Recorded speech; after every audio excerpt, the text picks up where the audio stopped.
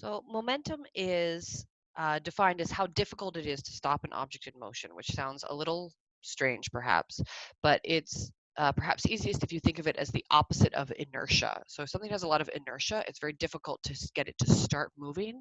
And if something has a lot of momentum, then it's very difficult to get it to stop moving. So momentum is what objects that are already moving have, and inertia is what objects that are at rest already have. And the idea is if you want to go from one to the other, then you need to overcome the momentum or the inertia of that object. It's defined as, so the equation that you need to have memorized for it is momentum is mass times velocity. All right, and if you want to do that in abbreviations, it's mass times P equals M times V.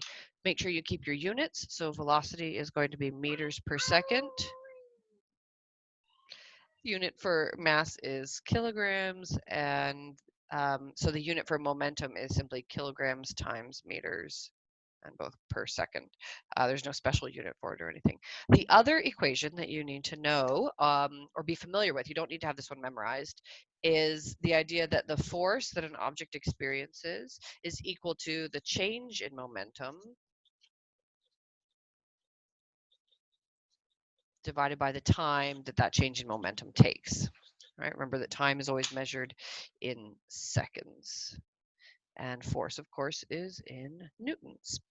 And so when we talk about this, and the abbreviation for it, although I don't know when you need it since it is given to you, is simply F is so this is the final velocity, right, times the mass minus the mass times the initial velocity divided by time. So that's the abbreviation, okay? It can also sometimes just be abbreviated as the change in P over T. That's fine as well.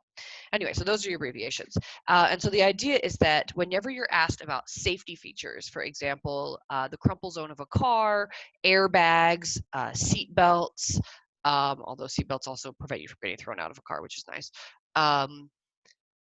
Knee pads, even shock absorbers on like sneakers and things like that. All of these safety features, the idea is that what they are, the point of them and the reason that we have them and the reason they work is because all of them increase the time that a change in momentum is going to take, right?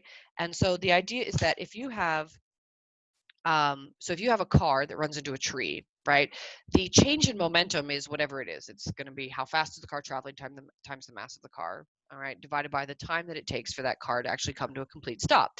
And so if you have the crumple zone, then you can add even fractions of a second will increase this time and can have a big impact on the force the object, or in this case the person inside you, is experiencing.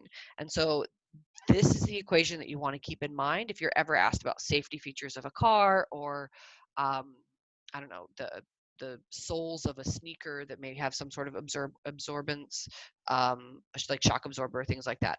All the reason, whenever you're asked about this, the reason that any of them work is because it increases the time here.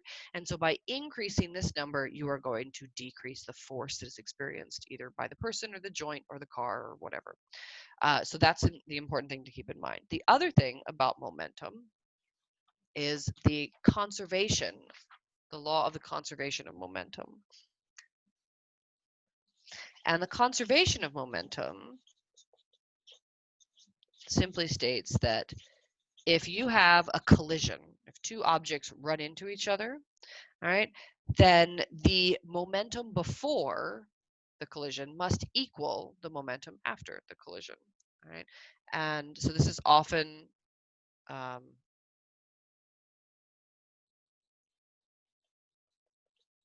so moment, and if you're asked about it, right, the momentum before equals the momentum after. And this is obviously we're talking about in a collision when two things run into each other. Right? And mathematically, if you're asked to solve this idea, right, if you have two things colliding, whether it's like a railroad car running into another railroad car or a car and a truck colliding or whatever, the idea is that the initial momentum, defined as m times v, must equal the total, right? The total initial must equal the total final. And let me find a worked example for that so that I can show you what I mean by that. All right, so let's say we have 2 balls because I want to make my drawing simple. All right, so this is ball A, and let's say its weight is 1 kilogram. We'll try to keep the math as easy as possible. All right, and then we have a larger ball B here, and it's not moving, and it weighs 2 kilograms. Okay, and so if ball A is rolling at a constant velocity of, let's say, 10 meters per second, all right, and it collides into ball B, all right, and then they move off together. Okay, let's just pretend that these balls stick together for whatever reason, and so they move off together. All right, and so they want to know what would the final velocity be of those 2 balls rolling off together. All right, well, let's see. So the first thing we have to find out is the initial momentum that is within this system. All right, and so the mass for this is 1 kilogram. The ball B isn't moving, so it has no momentum, so it doesn't factor into this. So you're going to do 10 times 1. That's the velocity here, right? All right, and so your total initial momentum is going to be simply 10 kilogram meters per second, right? And then they want to know, well, then what is the final total momentum? And they specifically you're looking for the velocity. So the idea is that your total initial has to equal that. So 10 equals, and now we're interested in the final, all right? Now we said that they move off together. So the idea is that if they're moving off together, you're going to combine, you're going to add together these 2 masses. So it's 1 plus 2 times, and then the final velocity is what you're looking for. That's what you don't know. All right, and so you have 10 equals 3 times the final velocity, and you divide by 3, and you're going to get 3 and a third, or 3 and a repeating 0. That is your final velocity. So both of the objects, both A and B, will move off connected together with the velocity of 3.3. So this is the type of problem that they like to ask you, where they're asking about, you have to find the initial or the final, and you have to understand that they are equal to each other. So it's a very simplistic worked example of how to do conservation of momentum. The last part of momentum is Newton's third law. And Newton's third law is, as stated, it says for every action there is an opposite and equal reaction. So what they often talk about is that if, for example, you have a person standing on a skateboard, yes, that's a skateboard, don't at me, all right, and they have a ball, and they throw the ball forward, right? The idea is that the initial momentum of this system is 0. Nobody's moving it, right?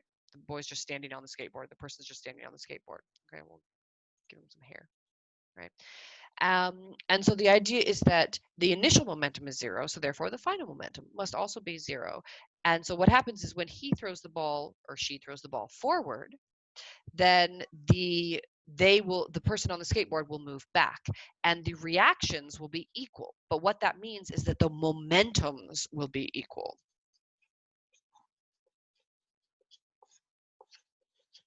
But they are in opposite directions. And so again, they can ask you a math on this, where they could give you the weight of the person in the skateboard and the weight of the ball, and then give you one of the velocities and ask you to find the other. So you would work this the exact same as the other example. You would just have one, you'd make sure that they need to cancel out, right? So you'd have the momentum of the person in the skateboard equaling the momentum of the ball, and then solve that way, depending on what they're asking you for, maybe the velocity of the ball or the velocity of the person. And so the idea is that you would, again, have the m times v equals m times v, and this would be the person and the skateboard, or sometimes they're on skates, something that doesn't have a lot of friction, because when you throw a ball and you're standing on regular ground, then you absorb that impact, and it's not a very good question. So this is the person and the skateboard, and then that has to equal the momentum of the ball. All right. Sometimes they straight up ask you for Newton's third law, so it's worth memorizing, but it's certainly important that you understand the idea that if I throw something forward, then I will then move back if I am on a place where I'm not able to stand my ground from friction. So that is, I think, all of the topics in momentum. All right. If you have any questions, feel free to shoot me an email or a WhatsApp.